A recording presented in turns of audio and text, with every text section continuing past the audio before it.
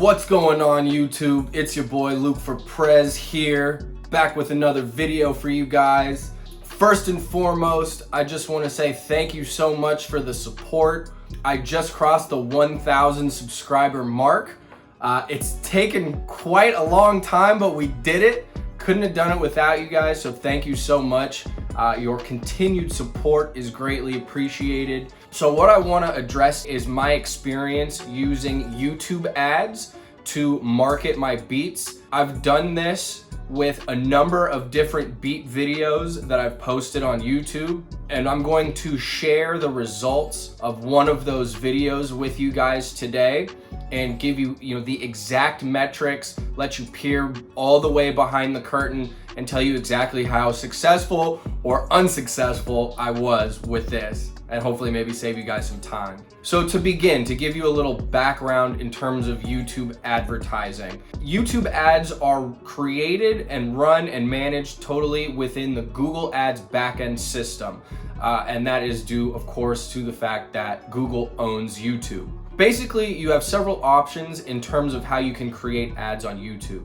You can target specific demographics, specific keywords, and also specific channels or even specific videos that might be in a similar niche. There's a couple different ways that you can go ahead and present the ads to potential viewers. Number one is what's called an in-stream ad. Those are the really annoying ads that you get while you're in the middle of watching a video that just kind of appear suddenly without warning. I didn't use those at all for obvious reasons. I think they're just super annoying and I don't want to bother people. So the other way to advertise your video is to basically have it show up in the search results. That is the strategy that I implemented because, again, I'm not trying to bother people, and I want it to appear as organically as possible. You've probably seen these ads already. They appear at the very top of the page and there's a little yellow box next to them that says ad. That's really the only way you can differentiate those between the organic search results.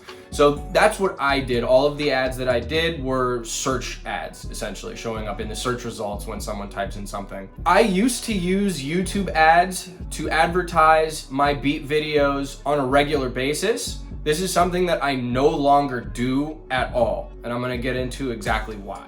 First of all, why did I use them to begin with? What was I trying to accomplish? I was attempting to get more visitors to my website and thus more beat sales. A second benefit that I was hoping for was increased exposure to my channel, more views, more subscribers, etc.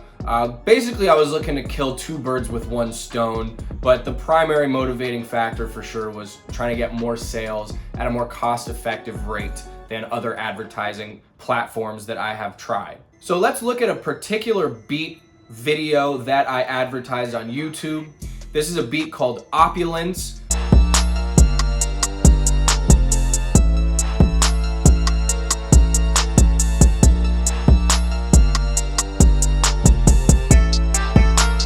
The reason I'm choosing this one to examine more carefully is because the results, the time period, the amount of money that I spent are all very typical with the other ads that I've run on YouTube. So this just kind of gives you a good understanding of my results at large, even though we're just talking about one individual beat. I ran the YouTube ad for Opulence between November 2nd and November 5th, 2018. In that time period, I spent about $40 on the ad. And like I said, this is a typical time frame, and that's a typical amount that I would spend. All right, so let's get into the results. In that time frame, my video ad generated 1,213 views, 12 subscribers, 38 earned views, came in at an average cost per view of 3 cents, and generated a grand total of, drumroll, 0 sales.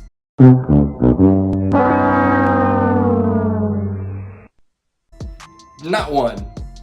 Goose egg. It is what it is.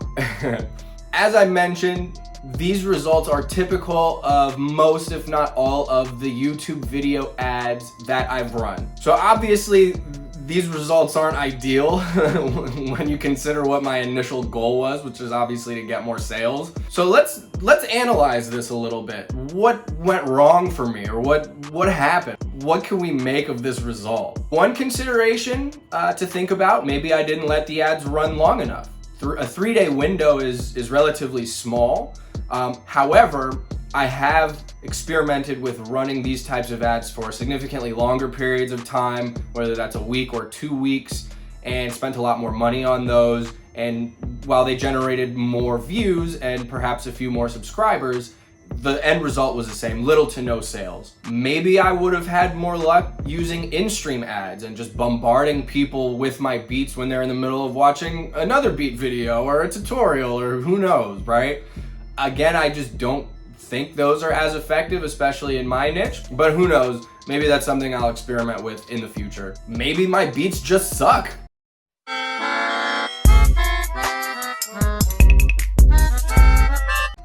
I mean, who knows? Honestly, like, I don't think that's necessarily the issue, because I do generate a number of sales from other avenues.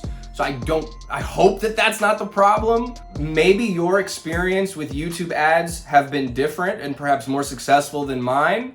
Maybe it's still worth a shot for you.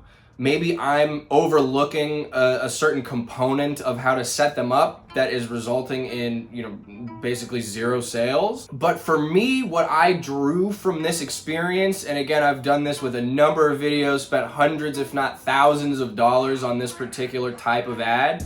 At the end of the day, really, for me, it's just not an effective means of advertising my brand, selling beats, or getting my name out there. There's definitely other more cost-effective ways of accomplishing that. So if you're a new producer that's just starting out, unless all you're interested in is vanity metrics like views and subscribers, I would probably stay away from YouTube ads as one of your primary focal points of your whole marketing strategy. And honestly, even if you are just interested in vanity metrics and wanting to blow your channel up, I think there's a number of ways to do that are more effective and cost a lot less, such as sharing your videos on your social media platforms, encouraging your friends to do the same and share your videos with other people, commenting on other similar videos to engage the community. And of course, just posting more frequently would help as well. Post as much as you possibly can.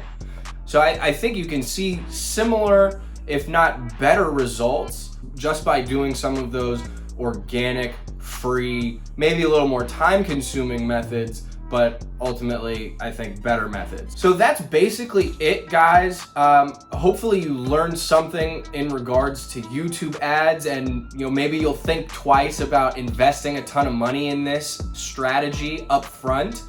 If you would like to learn more about the techniques that I use successfully to actually sell beats online on a consistent basis, check out the video that I have on that. I will link to it in the, little button situation. I'm still getting the YouTube terminology down. It is what it is. But you know what I'm talking about. It's above my head right now. Go ahead and click on that and you'll see some better ways of actually gaining some traction when it comes to getting online beat sales. That's basically all I got. I hope you guys found this video informative. If so, please do me a favor, hit the like button, the subscribe button, the little bell notification thing, all the YouTube stuff. It means a lot. Let's see how quickly we can get this thing to 2K. All right, that's it. I'll see you guys on the next one. Peace.